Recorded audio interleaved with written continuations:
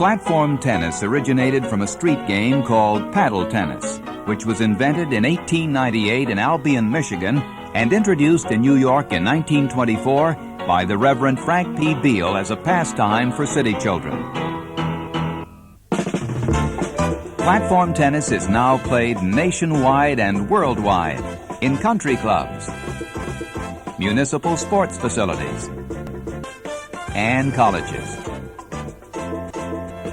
Courts can be found near hotels and even on rooftops. There are now believed to be over 500,000 players in the U.S. alone. Indeed, the growth of the game has come full circle, for here, 12 stories above the site of Beale's early New York paddle tennis courts, are the 6 courts built in 1977 on the roof of New York University's Bobst Library. Platform tennis has been called wall-to-wall tennis and tennis's kid brother. It is played according to similar rules and with the same scoring as tennis on a court a quarter the size, except that only one serve is allowed. Short-handled paddles are used instead of strung rackets, and the sponge rubber ball may be played off the wire screen as well as off the court. Because of the smaller court and wire play, the court is easier to cover and the ball is easier to return. Platform tennis can be learned quickly and is equally enjoyable for the beginner as for the more experienced player, for the young and old. Rallies last longer than in tennis. Exchanges of over 30 shots are not the exception. Matches are closely and intensely fought, demanding a wide variety of shots, including lobs, drop shots, and volleys. The dense sponge rubber ball and wire play mean that platform tennis is more a game of finesse than force. It has often been compared to chess by the top players. Platform tennis is enthusiastically played as a sociable mixed doubles sport, day or night, and as a family game. While a newly developed singles game is rapidly gaining popularity, it is mostly played as doubles. And while in many places it is played year-round, it is primarily a winter sport. So how did it all begin? The founders of platform tennis were Fessenden S. Blanchard on the left and James J. Cogswell.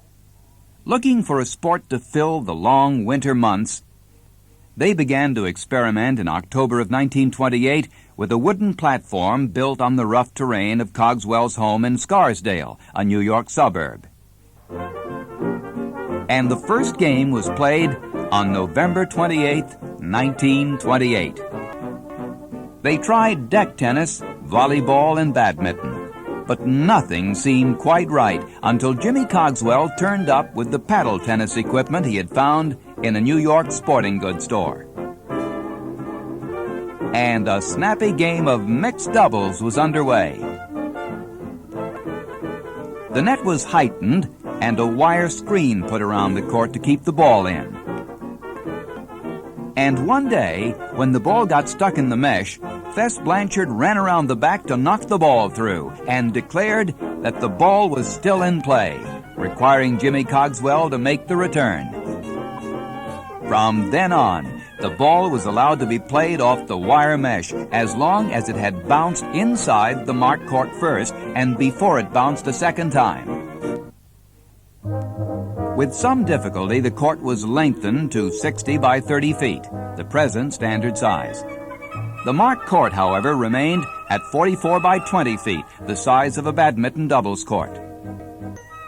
Here we see the building of the second Cogswell court on the original site in 1930. The game became popular among the old Army athletes, the group of friends who gathered at the Cogswell home on Old Army Road in Scarsdale. Here, Fess Blanchard and Earl Gatchell accept the winner's trophy from Mrs. J.W. Proctor in a 1932 tournament on the Cogswell court. During the 30s, the game spread, first to the Blanchard summer home in Hingham, Massachusetts,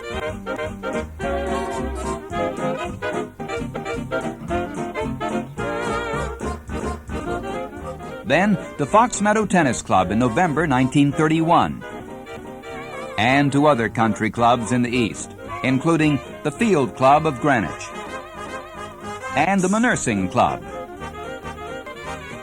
Sociable and easy to learn, platform tennis was the ideal sport to attract winter membership at the country clubs. Scrambles tournaments in which partners are randomly picked out of a hat were and are especially popular. They were conceived by Ken Ward, an early president of the APTA and winner in 1966 of its honor award. In the winter of 1934-35, the Evans backstop was invented by Donald K. Evans, shown here receiving the APTA's honor award in 1966 for his achievement. The Evans backstop was a major early innovation. It was the technical development that assured the future of platform tennis as a viable sport, for it made possible a generally uniform bounce for ball. In 1934, the American Paddle Tennis Association was formed by representatives of Fox Meadow Tennis Club, the Nursing Island Club of Rye, and the Field Club of Greenwich, Connecticut. This group shot of 10 APTA presidents spans 20 years of APTA history. The first nationals were held at Fox Meadow in 1935. Men's doubles champions were Sumner Kilmarks and Clifford Couch. First women's champions were Jean Eaton and Kitty Fuller. The nationals have been held at Fox Meadow annually ever since, except in 1973 when they were held in Cleveland, Ohio. In March 1936, Reverend Beale was invited to the Cogswell Court. He brought 2 city paddle players to play Ruth Blanchard and Doe Cogswell at the new version of his invention. The home team won. Platform tennis was photographed for Life magazine by John Milley for the March 1940 issue. In 1937, the Rockettes posed on the roof of Radio City Music Hall.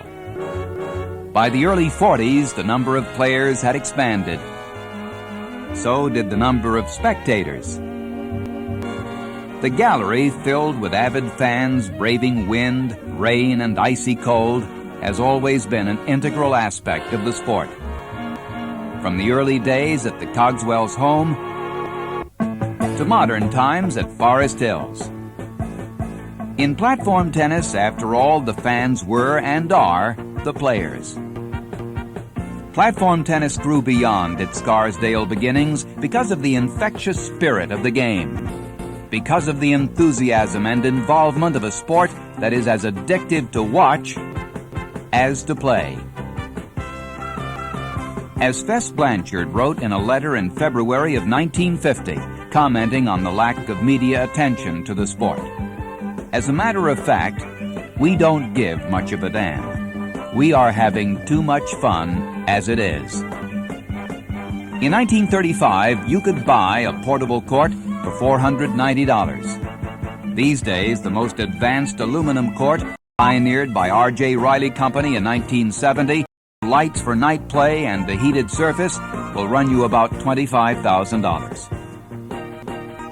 Temporary construction is, however, occasionally still used, as for the Tribuno tournaments of 1976 and 1977 at Forest Hills, or Passport's annual Grand Prix at Burlington House on 6th Avenue in New York City. Over the years, the paddle has also evolved from the primitive bat of the 20s to modern space-age design.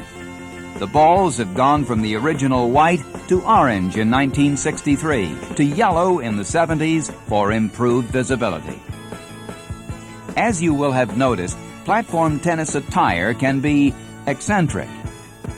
From the early days, players have deliberately eschewed the rigid dress conventions of tennis, which would not in any event be practical given typical platform tennis weather conditions.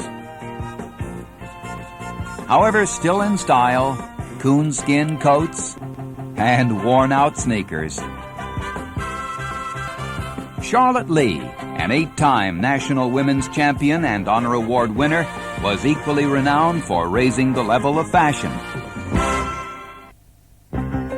platform tennis has produced many other heroes over the years, we cannot do justice to them here. The APTA established the Honor Award in 1963 for presentation to those individuals who have made outstanding contributions to the growth of platform tennis. Thus far, 31 men and women have received the award.